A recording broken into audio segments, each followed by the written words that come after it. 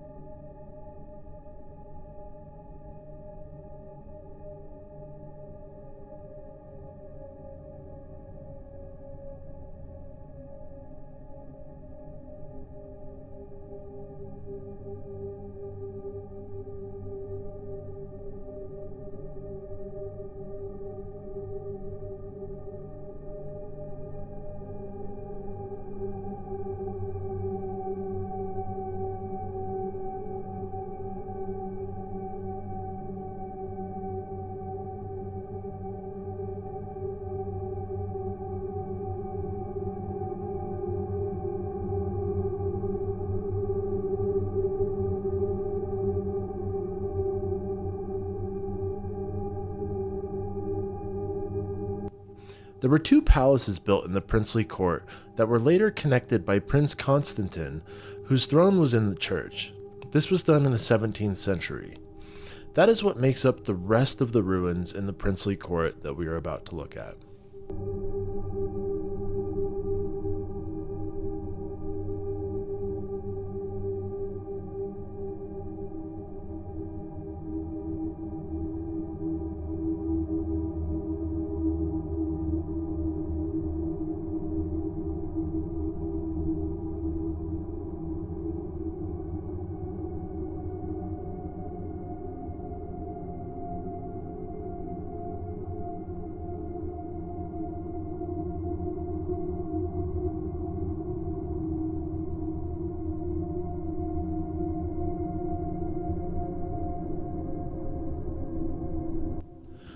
The most notorious acts that took place here was the mass impalement of the Targoviste elite known as the Boyars, and if that wasn't horrific enough, there is the supposed Forest of the Impaled, where it is claimed that Vlad and his soldiers impaled 20,000 people outside of the Targoviste fortress. Vlad the Impaler was convinced that the nobles in Targoviste were complicit in the assassination of his brother. As a response, he made up a fake party to get most of them in one place. Once they were gathered, they were essentially accused of treason and gathered up for impalement. The children and other townsfolk that were also suspected of treason were sent to essentially be slave labor in the Ponari castle in Curte de Arges. If you would like to see a video on that castle, there is also one on this channel. The Forest of the Impaled was something that was done after the brilliantly executed night attack at Targoviste. The Ottoman ruler Mehmed II was in a camp with his army waiting to attack Targoviste. Before they could, Vlad decided to go into their camp at night with what would essentially have been considered special forces by today's standards. His goal was to personally kill Mehmed II. Vlad was unsuccessful in killing Mehmed, but the attack was something that would remain in legend forever. After things had settled, Mehmed was desperate for revenge and marched his army towards Targoviste, but they were stopped in their tracks when they saw the horror Vlad had prepared for them. There were 20,000 wooden stakes covering a square mile of land outside of the Targoviste court. Each one of those stakes had somebody impaled on it. Most were prisoners of war. This act caused Mehmed to retreat and abandon the attack, even though they had the numbers and the ability to lay a successful siege against the court. Those two events should provide you with enough interesting history to where if you're ever in this region of the world, it's definitely worth the train ride to come check this place out. Before Romania was Romania, it was made up of Transylvania and Wallachia. The capital of Wallachia was Curte de Arges, which is where the Ponari castle is located. That was Vlad the Impaler's primary residence, despite what the people at the Bran castle will want you to think. Targoviste became the second capital of Wallachia, as it was a very important trading hub. However, after the death of Constantine, the princely court of Targoviste was abandoned as Bucharest became the new capital of Wallachia.